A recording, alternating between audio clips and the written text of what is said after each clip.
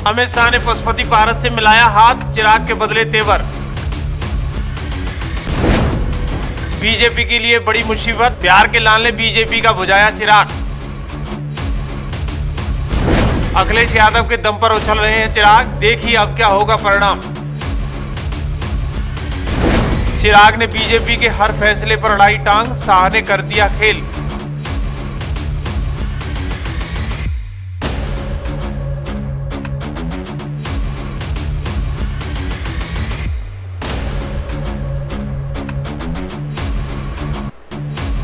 दरअसल आपने देखा जाति जनगणना पर टांग अड़ाई, वक्फ बोर्ड के मुद्दे पर टांग अड़ाई, और तो और जाति जनगणना के लिए सदन में खड़े हो गए। क्या आप चिराग पासवान बिहार के सीएम बनना चाहते हैं? आखिर बीजेपी के सहारे चल रहे चिराग पासवान कैसे बिहार का नए सीएम बनने के लिए चाल चल रहे हैं? दरअसल कुछ दिनों पूर्व आपने देखा कि बीजेपी के लिए हनुमान कहे जाने वाले चिराग पासवान कैसे बीजेपी के लिए विभीषण बन गए हैं। यानी अब चिराग पासवान ने बड़ी तैयारी कर ली है। इन 3 इशारों ने साफ कर दिया है कि चिराग पासवान किसी भी सूरत में बीजेपी को नहीं करेंगे माफ। चिराग पासवान को लगातार पीछे धकेलने की कोशिश की जा रही थी ताकि चिराग मोदी सरकार के खिलाफ न बोल सकें, सही तरीके से खुलकर न बोलें। आरक्षण का मुद्दा हो या जाति जनगणना का मुद्दा हो, लगातार चिराग पासवान दोनों पर खुलकर बोल रहे हैं और सीधे तौर पर बीजेपी को चुनौती दे रहे हैं। चिराग पासवान का एक एक कदम ये जता रहा है कि उन्होंने केंद्र की सत्ता में आने के बाद फ्रंट फुट पर खेलने का फैसला कर लिया है। लेकिन किसके खिलाफ? राजनीति के खेल में है तो किसी न किसी पोजीशन में खेलना तो है ही, लेकिन सवाल बड़ा है किसके खिलाफ राजनीति का खेल खेल रहे हैं।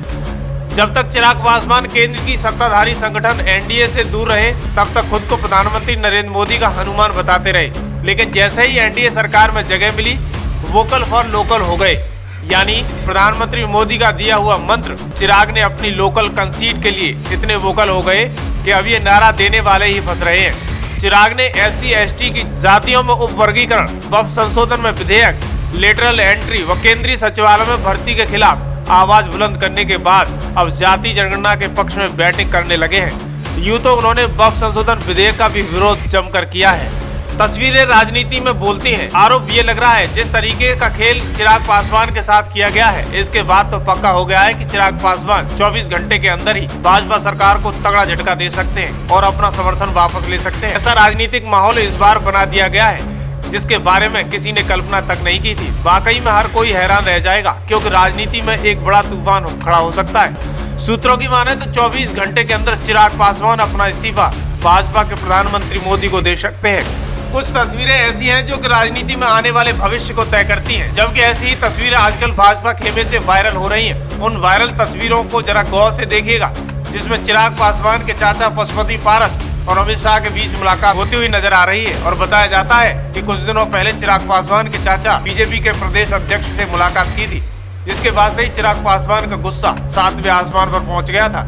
राजनीतिक जानकार बताते हैं कि चिराग पासवान लगातार बीजेपी से नाराज है और कहा जा रहा है कि उनकी अकड़ निकालने के लिए बीजेपी सारे हथकंडे अपना रही है। इसके लिए बीजेपी ने चाचा से संपर्क साधा है। लेकिन अब चिराग पासवान का गुस्सा 7वें आसमान पर है क्योंकि अमित शाह ने उनके चाचा से मुलाकात कर ली, जिसकी तस्वीरें सोशल मीडिया पर वायरल हो रही हैं। इससे पता चल रहा है कि कुछ तो बड़ा होने वाला है। बताया ये भी जा रहा है कि बिहार में सभी सीटों पर चुनाव लड़ने की चर्चा के बीच भाजपा नेताओं से ये मुलाकात हो रही है। माना ये जा रहा है कि बीजेपी पशुपति पारस की नाराजगी को दूर करने की कोशिश कर रही है। ध्यान रहे कि लोकसभा चुनाव में सीट न दिए जाने के बाद पशुपति ने नाराजगी जताई थी क्योंकि दूसरी तरफ चिराग पासवान को 5 सीटें मिली थी, लेकिन 5 सीटों पर चिराग पासवान ने सीधे तौर पर जीत दर्ज की थी। इसके बाद चिराग पासवान की ताकत अब और दोगुनी हो गई और आने वाले विधानसभा चुनाव में पूरी तरीके से माहौल उनके पक्ष में खड़ा हो, इसके लिए वो पूर्णतः तैयारी करने लगे और जगह जगह भाजपा के तमाम सारे दिए गए निर्णयों को गलत बताने लगे।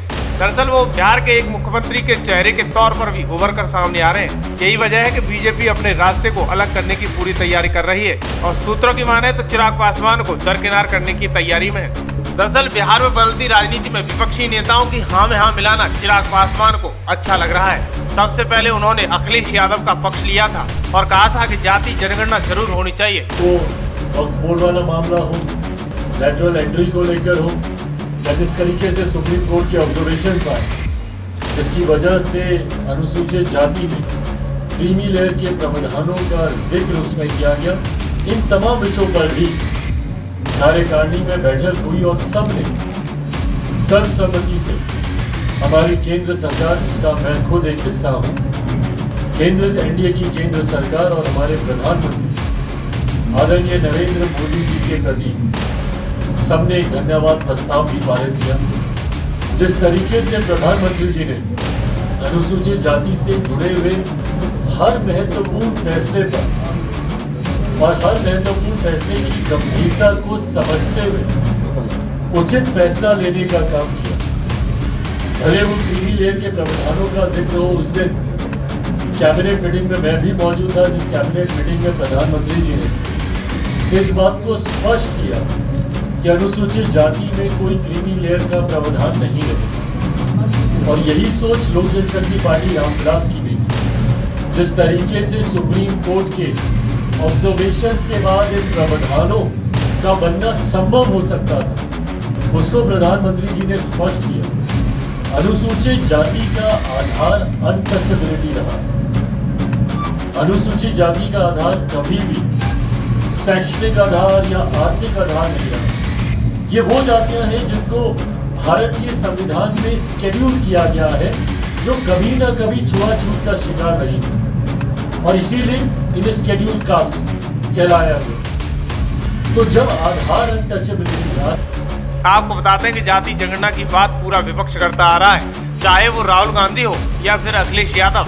अखिलेश यादव ने तो साफ ही कह दिया था कि जाति जनगणना होनी चाहिए ताकि गरीब तबके के लोगों को ऊपर उठाया जा सके। वहीं दूसरी तरफ चिराग पासवान का भी यही मानना है कि चिराग ने तो साफ तौर पर कह दिया था कि इस मुद्दे पे अगर कुछ भी गड़बड़ हुआ तो ठीक नहीं होगा। यानी चिराग का बीजेपी को सीधा संदेश है, कुछ भी गड़बड़ी हुई तो इसका परिणाम भुगतना पड़ेगा। चिराग ने ओबीसी और एसटी के लिए आरक्षण के मुद्दे पर केंद्र सरकार के इस फैसले की आलोचना की थी। उनका कहना था कि आरक्षण को कमजोर करने या इसे समाप्त करने की दिक्कत और ज्यादा बढ़ेगी और समाज में विरोध पैदा होगा। लेकिन सवाल ये, भाजपा के हनुमान कहे जाने वाले चिराग पासवान आज भाजपा के लिए विभीषण का काम कर रहे हैं। लेकिन सवाल पैदा होता है, क्या भाजपा को चिराग झटका दे सकते हैं या फिर चिराग के चाचा पशुपति पारस को अमित शाह और जेपी नड्डा से मुलाकात के मायने कुछ और निकाले जा रहे हैं।